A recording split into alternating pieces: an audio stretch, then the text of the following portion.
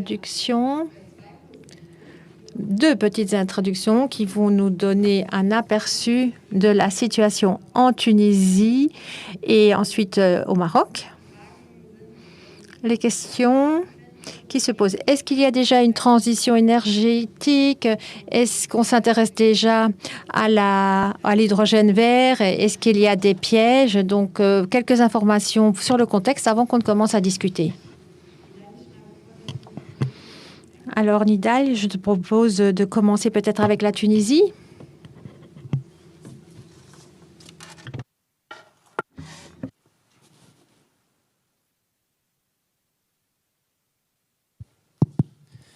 Oui, merci, chère Ania, pour l'introduction, qui demeure tout de même discutable, voire très discutable. Tout d'abord, je vais m'exprimer en français. J'espère que cela ne pose pas de problème. Oui, avant de m'exprimer aussi sur le contexte tunisien, je voudrais tout d'abord situer mon propos et aussi la question de l'hydrogène vert au cœur de la crise climatique, voire même de la transition écologique, donc d'une manière générale. Car aujourd'hui, on parle beaucoup d'hydrogène vert comme solution. Certaines personnes la voient aussi comme la panacée, c'est-à-dire c'est vraiment l'élément qui va résoudre tous nos problèmes. La question se pose, difficile d'y répondre, mais j'essaierai aussi durant mon propos d'apporter quelques éléments de réponse. Mais je tiens en fait à m'arrêter sur ce point parce qu'on parle beaucoup d'hydrogène vert qui ne représente jusque-là qu'un pourcentage très infime de l'hydrogène utilisé dans le monde. Donc on parle principalement de l'hydrogène gris qui représente 96%. Et c'est important de commencer par verdir cet hydrogène gris, en l'occurrence basé principalement sur les ressources fossiles, en l'occurrence le pétrole et le gaz, pour par la suite aussi ambitionner à élargir davantage et donc faire augmenter ce pourcentage d'hydrogène vert. Donc là, c'est un défi dont on parle très peu, mais moi, je préfère commencer par ce point, étant donné donc, le fait que le débat met de côté parfois ce point important. Et d'ailleurs, pourquoi, vous pouvez vous demander pourquoi donc, l'hydrogène gris ou bien l'hydrogène à base d'énergie fossile domine. Parce que tout simplement, son prix est moins cher si on le compare avec le prix de l'hydrogène vert. Et pour vous donner donc un ordre de grandeur, donc un kilogramme d'hydrogène à base d'énergie fossile coûte environ 1,2 à 2 euros. Tandis que le kilogramme d'hydrogène vert varie entre 3 à 6 euros. Donc il y a une différence. Donc le défi réside à faire baisser le coût de l'hydrogène vert pour que ça devienne donc compétitif avec les autres ressources fossiles, avec les autres couleurs d'hydrogène basées donc sur des ressources fossiles.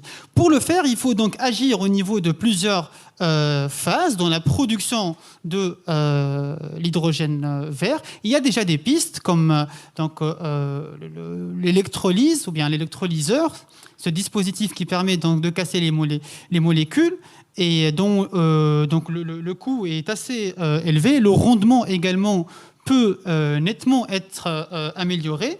Il y a aussi donc le transport par camion où donc la technologie essaye de faire en sorte à ce que la capacité puisse être augmentée de ces camions. Il y a aussi l'énergie électrique qui est perdue dans le processus de production d'hydrogène. Donc tous ces éléments sont des défis aussi à relever, dont on parle peut-être très peu, mais si on veut donc, on souhaite vraiment que l'hydrogène vert domine les autres types d'hydrogène, il faut absolument agir au niveau de ces aspects-là.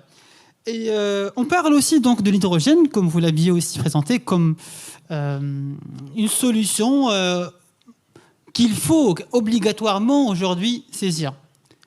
Après, et là je vais passer donc rapidement aussi au contexte tunisien, c'est important de ne pas traiter l'orientation à l'hydrogène vert comme étant un pari qui peut réussir comme il peut échouer, mais en faire donc un objectif bien planifié. Donc on doit avancer dans la planification de la transition de la production de l'hydrogène vert. Je dis cela car il y a maintenant un engouement mondial de la part des pays qui, dans leur objectif, sont en train donc de s'orienter davantage vers l'exportation, comme il y a aussi une course assez folle entre les pays les pays donc, riches, je dirais, qui cherchent à se positionner par rapport donc, à cette nouvelle, pas une source d'énergie, mais ce nouveau vecteur d'énergie qui est donc l'hydrogène, et plus précisément l'hydrogène vert. D'accord. Et donc, on voit des pays qui, jusque-là, par exemple, comme la Namibie, n'a pas d'infrastructure très développée. Et pourtant, il y a des accords avec l'Allemagne.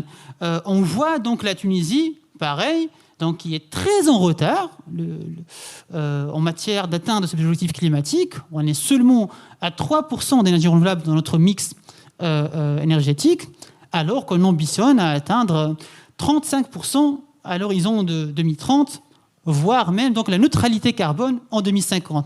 Donc le défi est de taille. Mais je voudrais aussi ajouter d'autres informations par rapport au contexte tunisien, contexte plus précisément énergétique tunisien, car on est un pays déficitaire en matière d'énergie, et ce déficit aussi entre 50 et 60% durant ces dernières années. Donc on importe l'énergie. D'ailleurs,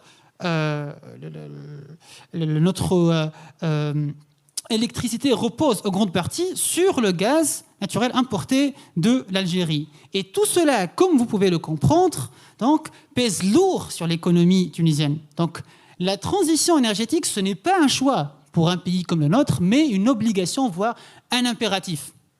Après, il reste à savoir comment. Parce que si on a déjà tout ce retard, il faudrait s'assurer que l'hydrogène vert ne soit pas un obstacle qui va soit ralentir, freiner la transition énergétique en Tunisie, soit qui risquerait aussi d'éclipser, de mettre de côté tous les maux, toutes les insuffisances au niveau de notre gouvernance donc, énergétique. Donc il y a tellement de défis qu'il faut aujourd'hui adresser pour que l'hydrogène vert, mais je souhaite aussi préciser que la Tunisie a signé un accord ou bien un Memorandum of Understanding en décembre, le 15 décembre 2020 avec l'Allemagne. Donc il y a une alliance tuniso-allemande où les choses commencent à accélérer rapidement. Là, je souhaite dire aussi que c'est merveilleux que la Tunisie se positionne comme pays qui ambitionne à produire et exporter l'hydrogène vert. Mais il y a toujours un mais, je répétais plusieurs fois le terme mais, car je tiens à ce que ces conditions d'ordre environnemental, économique et social soient respectées pour que le partenariat soit vraiment win-win. On sait qu'il sera de toute façon avantageux pour les pays importateurs, notamment les pays européens, parce que s'ils viennent chercher donc, cette ressource dans les pays du Sud, c'est que ça a un coût moindre par rapport à sa production dans leur pays, sans bien sûr exclure l'autre facteur qui est donc la production dans les pays européens est limitée. Donc aujourd'hui, c'est très bien que la Tunisie s'intéresse, voire pas seulement s'intéresser, mais qu'on soit en train de travailler sur une stratégie nationale qui sera prête l'année prochaine, 2024, mais cela reste insuffisant si ce n'est pas accompagné par des mesures strictes et par un respect rigoureux des standards environnementaux, sociaux et économiques.